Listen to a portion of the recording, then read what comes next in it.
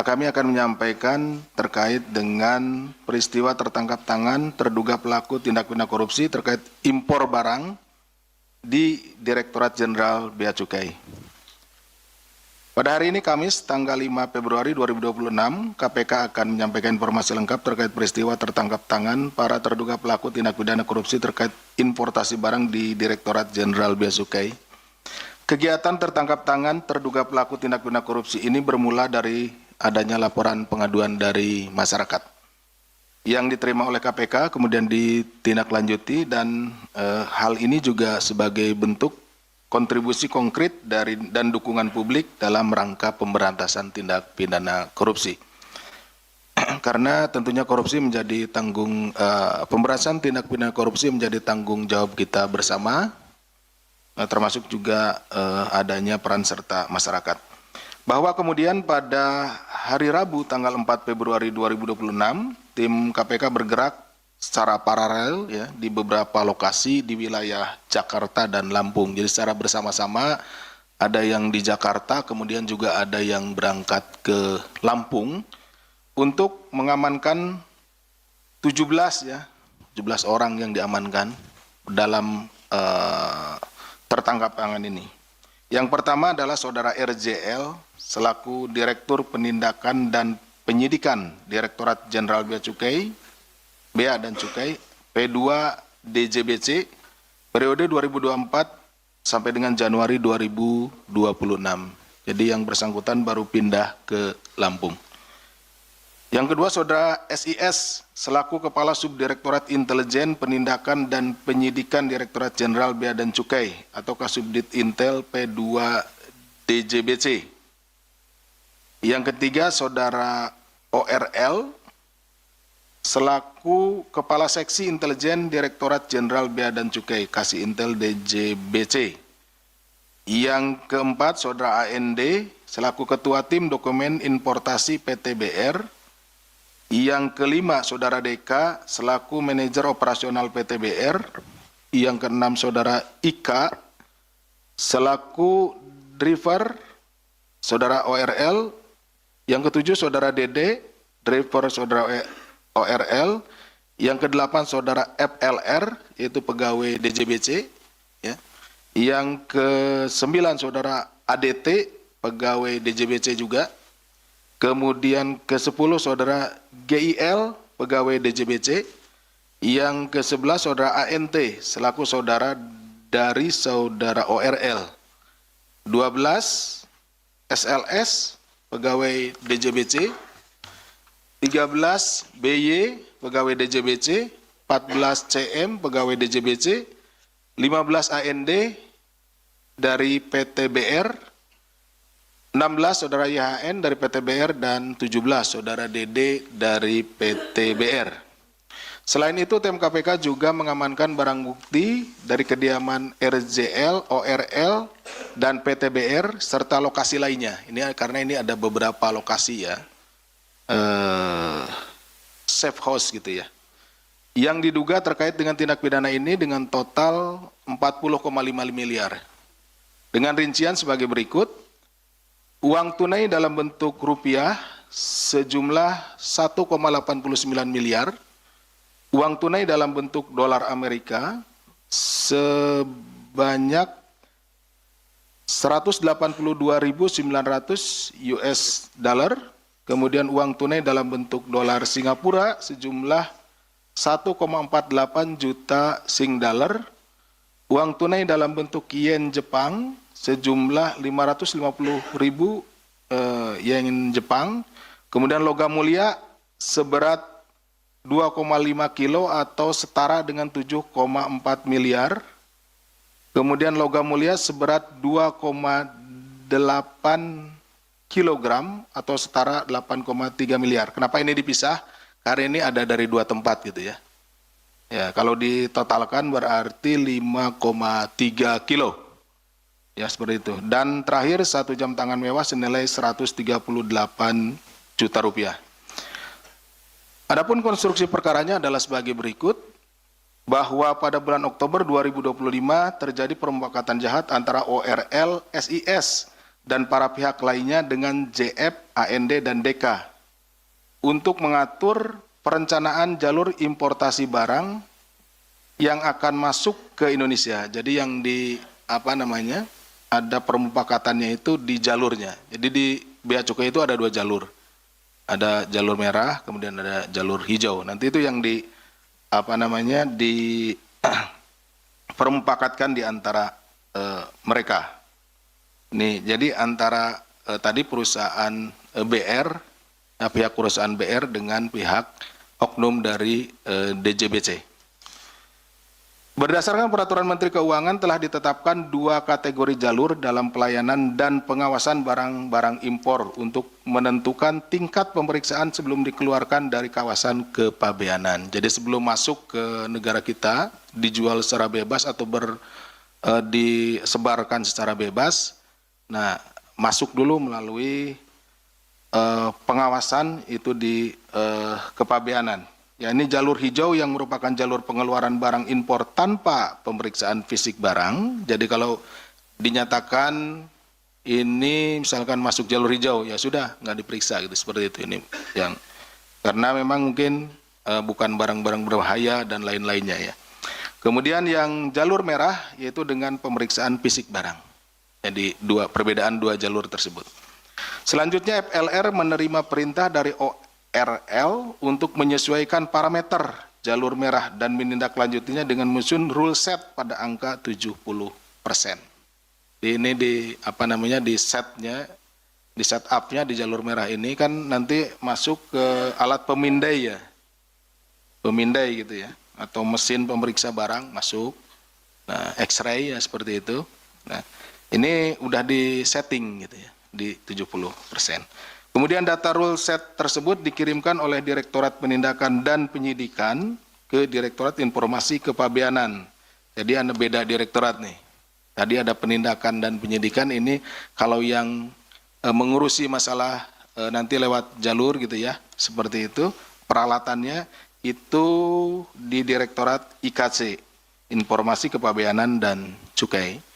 Untuk dimasukkan parameternya ke mesin targeting atau alat pemindai atau mesin pemeriksa barang. Seperti itu. Jadi tidak 100%, tadi hanya 70% saja.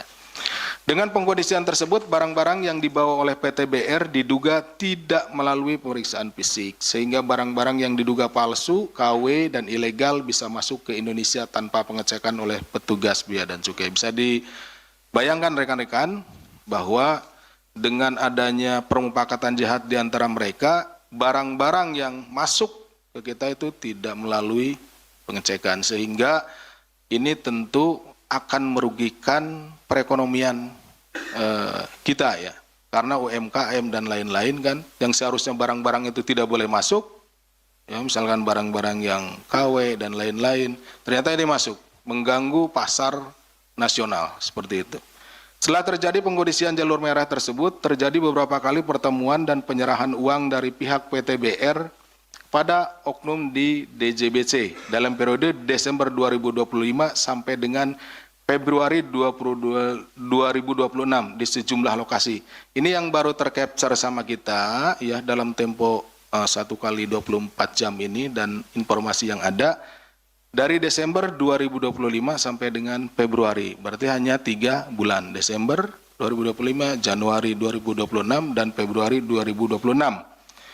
Bahwa penerimaan uang ini juga dilakukan secara rutin setiap bulan sebagai jatah bagi para oknum di DJBC.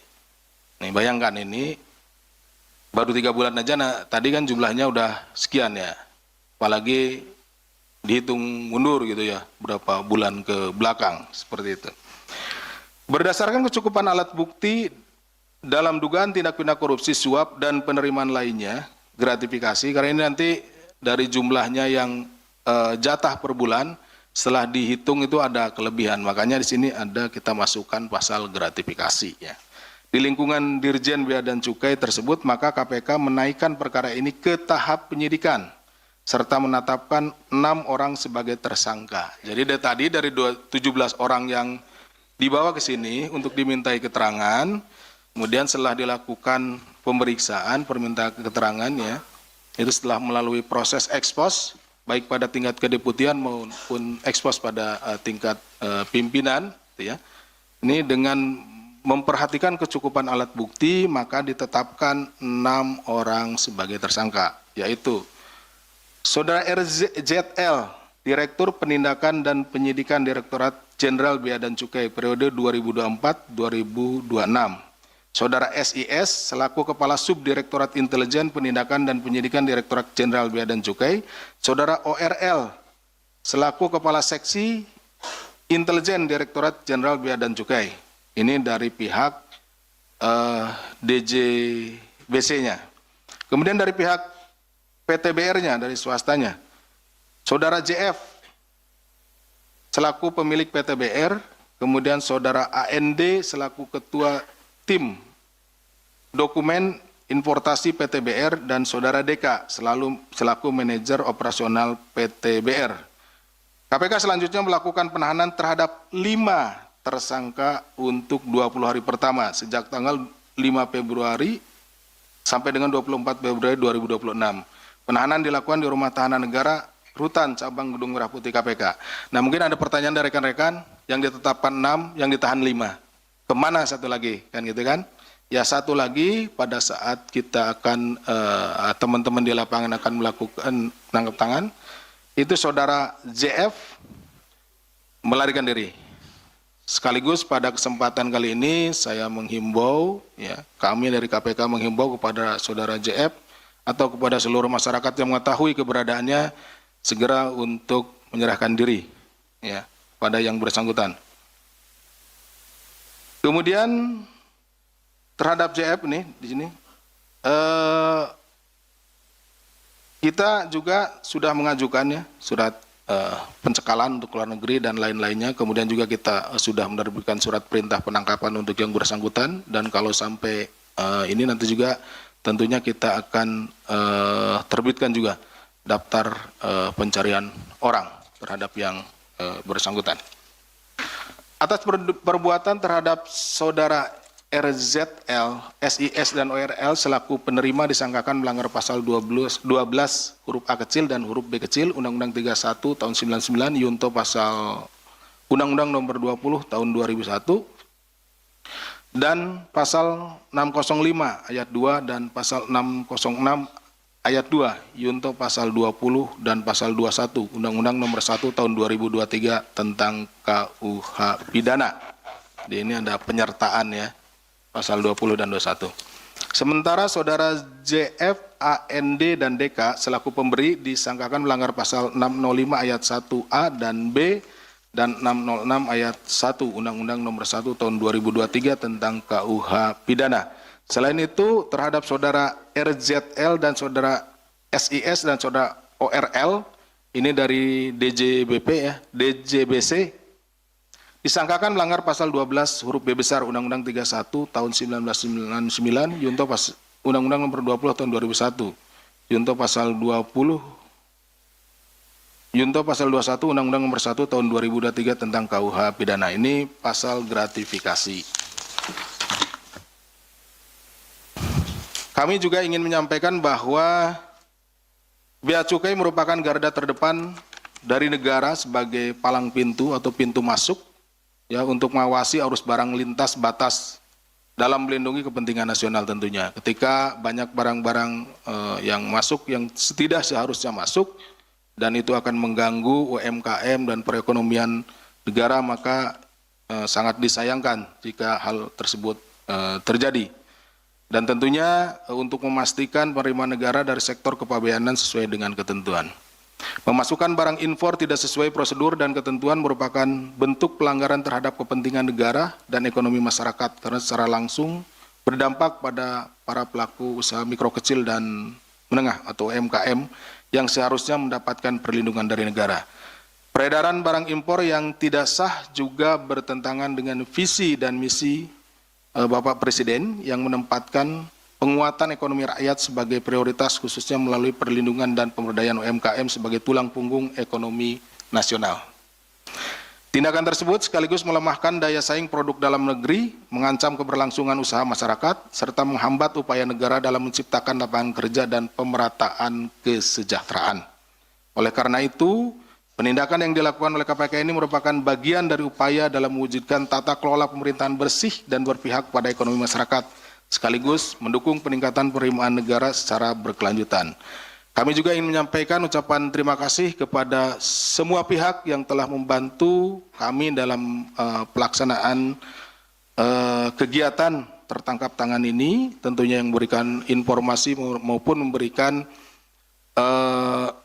bantuan pengamanan selama melaksanakan kegiatan pada Polda Metro Jaya, kemudian juga kepada Satbrimob dari Polda Metro Jaya dan pihak-pihak lainnya yang memberikan bantuan pada saat pelaksanaan kegiatan, dan tentunya kepada seluruh masyarakat yang telah memberikan informasi kepada kami. Selain dari penindakan yang kami lakukan, tentunya ke depan kami akan melakukan upaya pencegahan melalui kedeputian pencegahan dan juga tentunya memberikan pemahaman kepada masyarakat tentang masalah ini melalui kedeputian pendidikan dan peran serta masyarakat. Setelah apabila dari masyarakat ada yang menginginkan koordinasi, kemudian komunikasi dan yang lainnya, kedeputian koordinasi dan supervisi siap sedia untuk bekerja sama dengan seluruh